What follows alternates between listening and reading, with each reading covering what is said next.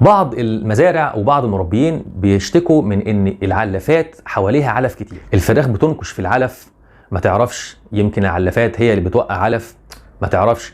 الحل ايه في المشكله دي، وازاي بسرعه نشخصها بسرعه علشان نعالج قبل ما الموضوع يكبر والخساره تزيد؟ اول حاجه لازم تاخد بالك منها في الحاله دي انك تشوف هل العلافات كلها بتوقع علف ولا بعض العلافات هي اللي بتوقع. لو كان الموضوع خاص ببعض العلافات فبالعقل كده يبقى العيب في العلافه، يبقى انت المفروض بسرعه تغير العلافات دي.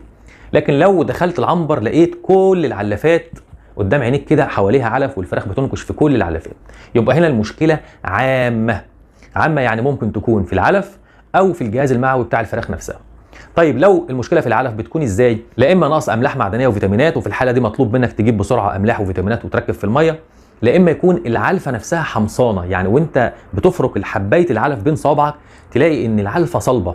وده احيانا بيحدث في بعض المصانع، ان المهندس اللي واقف على عمليه الطبخ بتاع العلف يعني يسخن منه بزياده شويه. في الحاله دي الفرخ بيكون مش قادر ياكل حبايه العلف صلبه، فبيمسك الحبايه ويرجع ينكشها ويدور على الحبايه الناعمه، وتخش انت في ايه، في متاهات، وطبعا خساره اقتصاديه ومشاكل وتحويل، ويعني خساره من كل اتجاه.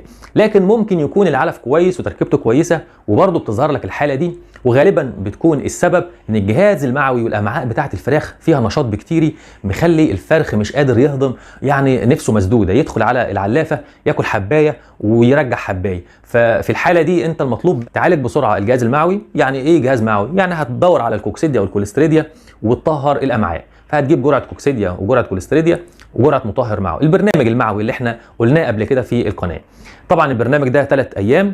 على طول ما تنساش ان اليوم الرابع اللي هو 24 ساعه متواصل بتجيب خميره حيه مع احماض عضويه علشان تعيد نشاط البكتيريا النافعه داخل امعاء الفراخ. الفرخ نفسه تفتح معاه تاني، يعني البكتيريا المفيده اللي بتهضم دي بتنشط، فعلى طول نفسه بتفتح معاك تاني. يعني تبص تلاقي الفرخ بيسحب بقى في الاكل، يهضم العلف ما عندوش مشكله في عمليه الاكل، فتلاقيه بيسحب بقى ما عندوش مشكله في الايه، في العلف. يبقى خلاصه الكلام علشان نلخص الحلقه، لو العلفات بتوقع علف كتير على الارض بتشيك انت وتتاكد وتشوف هل العلفات كلها ولا بعض العلافات.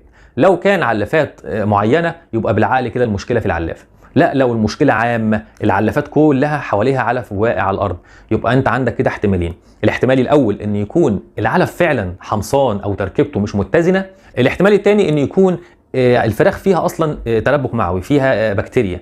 فانت برضو في الاحتمال ده بتكون عامل حسابك انك تنزل جرعه مضاد حيوي معوي، مطهر معوي للامعاء. وطبعا ما تنساش الخميره الحيه زي ما قلنا، علشان الخميره بتنشط البكتيريا النافعه اللي بتهضم وبتحسن من عمليه الهضم.